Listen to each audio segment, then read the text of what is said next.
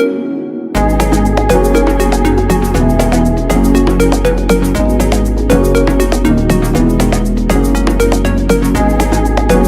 this video, we will discuss universal set, complement of a set, Venn diagram, union of two sets, intersection of two sets, difference of two sets along with their examples. पहली definition हमारे पास है universal set की. A set of all the elements of the set under consideration is called universal set. ऐसा set जिस पे हम working कर रहे हों उसे यूनिवर्सल सेट कहते हैं. Like set of natural numbers, set of even numbers, set of whole numbers. ये उस पर डिपेंड करता है कि एग्जांपल में हमने कौन सा यूनिवर्सल सेट लिया है जिस पे हम वर्किंग कर रहे हैं. Next is the complement of a set. The complement of a set A is the set of all elements of the universal set that are not the elements of set A. यानी universal set के वो तमाम elements जो set ए में मौजूद नहीं हैं complement of a set A बनाएंगे.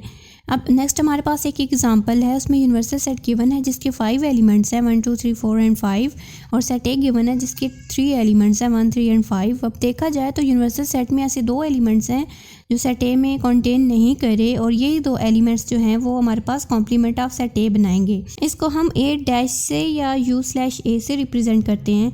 नेक्स्ट हमारे पास टॉपिक है वेन डायग्राम का. Venn diagram is a graphical representation of sets by regions in a plane. The universal set is represented by the interior of a triangle and other sets are represented by discs lying within the triangle. Venn diagram हमारे पास sets की graphical representation है जिसमें हम universal set को rectangle से और उसके अंदर हम सर्कल बना के या डिस्क बना के जो है वो बाकी सेट्स को रिप्रेजेंट करते हैं. नेक्स्ट टॉपिक हमारे पास है union of two sets. The union of two sets A and B is the set that contains all the elements that belong to set A or set B or both.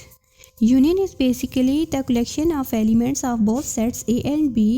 Elements belongs to A means set B is empty and elements belongs to set B means set A is empty, and when elements belong to both the sets it means that both sets are non-empty and they have definitely some elements or members.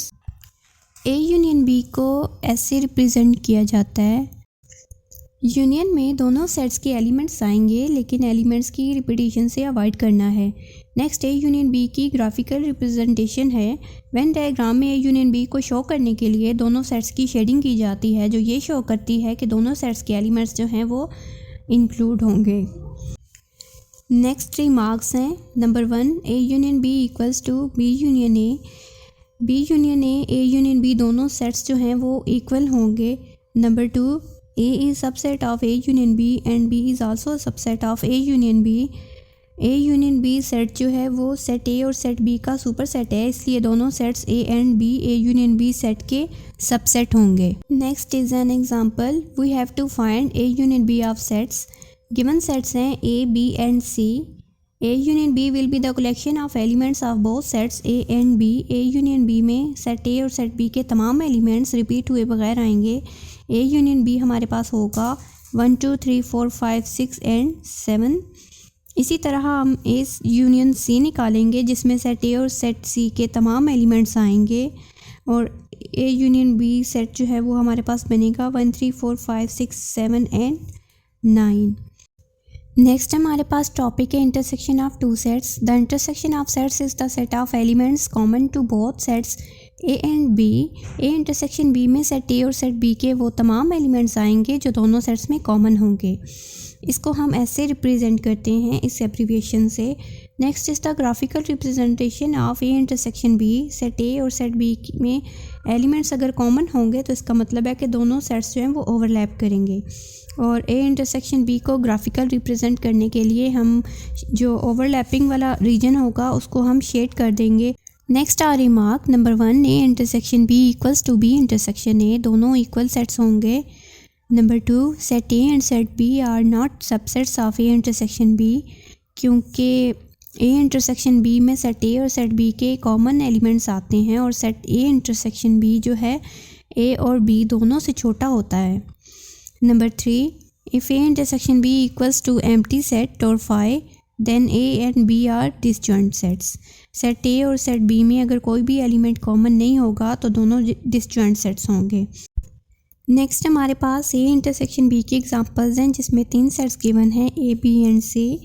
ए के elements हैं 1 4 5 7, set B के elements हैं 2 3 4 5 and 6 और set सी के elements हैं 3 6 and 9। देखा जाए तो सेट ए और सेट बी में जो है वो 2 एलिमेंट्स कॉमन है, तो ए इंटरसेक्शन बी में हमारे पास सिर्फ 2 एलिमेंट्स आएंगे।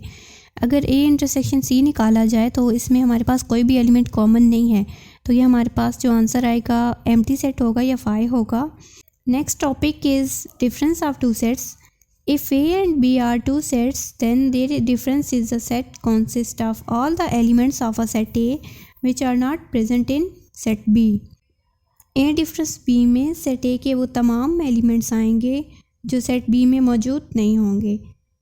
Next comes remark number 1, A difference B not equal to B difference A. Number 2, A difference B is a subset of A.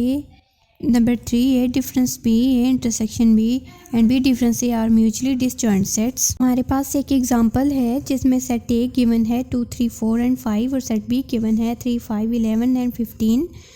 A difference B अगर निकालें तो उसके हमारे पास वो एलिमेंट्स आएंगे सेट A के जो B में कंटेन नहीं करेंगे। 2 और 4 ऐसे एलिमेंट्स हैं जो सेट बी में कंटेन नहीं कर रहे, तो ये हमारे पास ए डिफरेंस बी आएगा। इसी तरह बी डिफरेंस ए निकालें तो इसमें हमारे सेट में वो एलिमेंट्स आएंगे बी के जो सेट ए में कंटेन नहीं कर रहे होंगे। 11 और 15 बी के ऐसे एलिमेंट्स हैं जो ए में कंटेन नहीं कर रहे, तो ये सेट बी डिफरेंस ए में आ जाएंगे। ए डिफरेंस बी हमारे पास जो है वो बी डिफरेंस ए की इक्वल नहीं है, इससे हमने ये प्रूव कर लिया है। अगर आपके पास ये प्रूफ आए कि A difference B not equal to B difference A, ये रिमार्क प्रूव करने के लिए आए, तो आप इसे इस तरह एग्जांपल देकर प्रूव कर सकते हैं। और इसी तरह अगर ए इंटरसेक्शन बी भी इसका निकाला जाए तो उसमें हमारे पास जो हैं वो 3 एंड 5 2 एलिमेंट्स आएंगे, वो भी इसके साथ मैच नहीं करेंगे। वो रिमार्क नंबर 3 जो है ये उसको फुलफ़िल कर रहा है तीनों कंडीशंस को।